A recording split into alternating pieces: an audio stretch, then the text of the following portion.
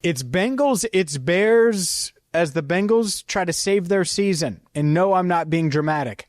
Let's dive into it right now. What to watch for and a prediction for Sunday's game on Cincinnati Bengals Talk.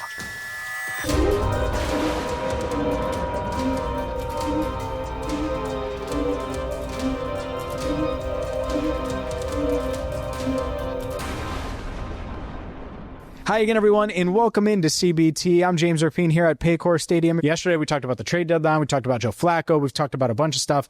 And so it has been a busy week here on Cincinnati Bengals Talk, but it's because there's a game Sunday. And I can't overstate the importance of this game. I can't. Because everything that I said about the Steelers game on Thursday night, going into that game, must win, got to win, it'll be a season saver, all those things, that's this game again. The Bengals somehow, some way put themselves in position to be in that same spot. Unfortunately, this is really to stave off what could be it. What could be it as in over, in it being over. And the over is the fact that if you fall to 3-6, it is over. It is over. Like this idea that I'm going to continue to talk about playoffs and, oh, well, this scenario, that scenario. Like right now, like what I'm watching for, number one, is how desperate this team is, how much fight they have, how they come out. Do they just go? Are they going through the motions? Or do they come out and they try to kick the Bears' ass? And I say it that way because I honestly, for me, I would feel like my back was against the wall. Like that would be my analogy. Jamar Chase didn't like that analogy. Here's what he said on Thursday when I mentioned the idea of his back being against the wall and their backs being against the wall on Sunday against the Bears. I know you want to win every game and you have to win every game and all of those things. That's your mindset each and every week. Does it feel like your backs are against the wall a bit after what happened Sunday going in? I wouldn't say that, no. I just feel like I would say we fell off a cliff of what we wanted to be at, you know what I'm saying? And now we got to climb back up. I like that. I like the mindset there. All right, so they were on the cliff. They fell off the cliff. It's time to start climbing back up. And it makes sense, right? It's time to start climbing out of the hole. So Jamar feels that way, and I have no doubt that he will play that way. But will this team play that way? Will this defense that had a players-only meeting on Tuesday, will they show up and make a push and be hungry and be fiery and fight and scratch and claw and do whatever it takes to win? Because if you beat the Bears, then there's still hope. If you beat the Bears, then there's still hope. The Steelers have a tough schedule. You could say Joe Flacco is going to have a couple of weeks and all of those things. So the first thing I'm looking for is fight, ladies and gentlemen. Because if there's not fight, well, then it's already done. And if there is fight, well, that's the first step. The second step is you're going to have to get the win. What else is it going to take? What else am I looking for? Well, number two, this defense. My goodness, this defense. I'm not asking for a lot here. I'm not asking for a lot. But what I am asking for is for you to be able to run and tackle and be in the right spot. And even if you give up a play, be there to make the play. I'm thinking over the past 2 weeks, Geno Stone, the 68-yard touchdown to Pat Freiermuth. Even if Pat catches that, there's no scenario where he should score. Breece Hall. His touchdown up the sideline, that cannot happen. It just cannot happen. And yet, guess what? It has happened. And it did happen. And then it happened again. And then suddenly you look up and it's 23 points in the fourth quarter. And you blow not one, not two, not three, not four, but 5 double-digit leads in a game, which is just wild to say, but it's true. I had to look at it again this morning and I knew it was true, but I still had to look at it and look at the scoring summary and be like, man, I cannot believe that happened. And so defense, do the basic stuff. Number three, you have to stop the run.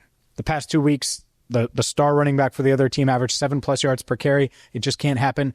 You have to stop the run. If they do that, that will certainly, from a defensive standpoint, go a long way. Of course, turnovers would be great, but I'm not even going to set the bar that high.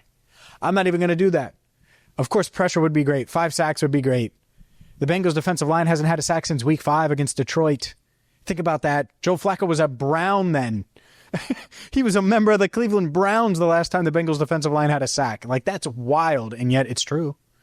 Geno Stone's the last Bengals player with a sack week 6 against the Packers. So Run, cover, play tough, play physical, stop the run.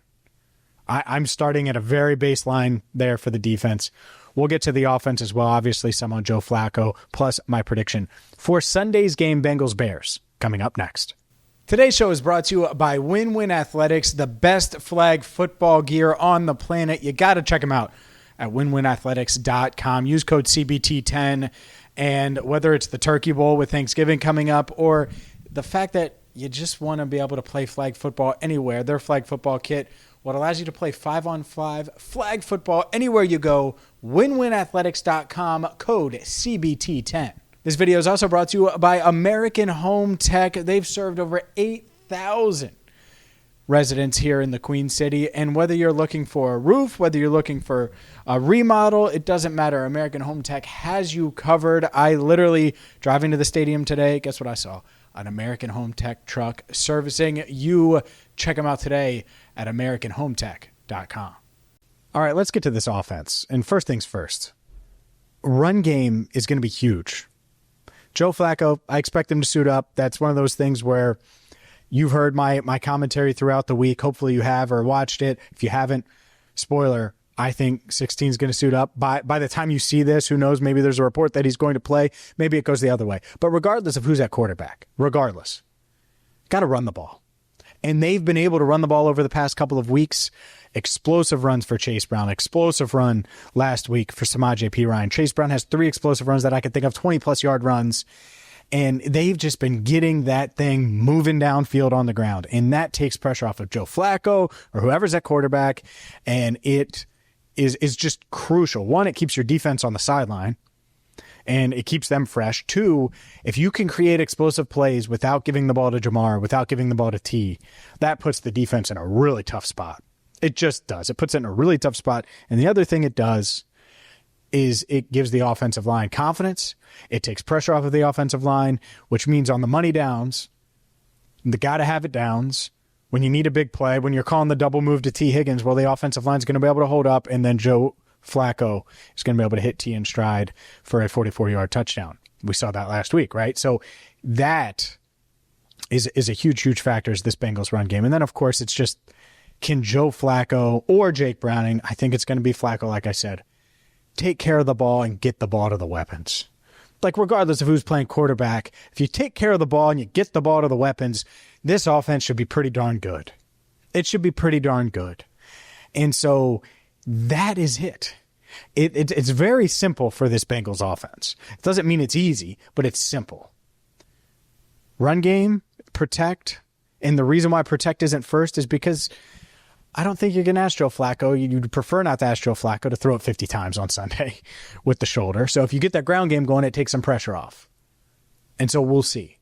But those are the things that I'm looking for, and it is officially prediction time here on Cincinnati Bengals Talk. Every single prediction brought to you by Rivertown Inquiry and rivertowninquiry.com. Doug and his crew, the best apparel in Cincinnati. If you're looking for T-shirts, if you're looking for hoodies, obviously the weather has changed. If you're looking for orange and black apparel, they got you covered at rivertowninquiry.com. They have 2 locations as well. Check them out in person, the Findlay Market location or in Oakley.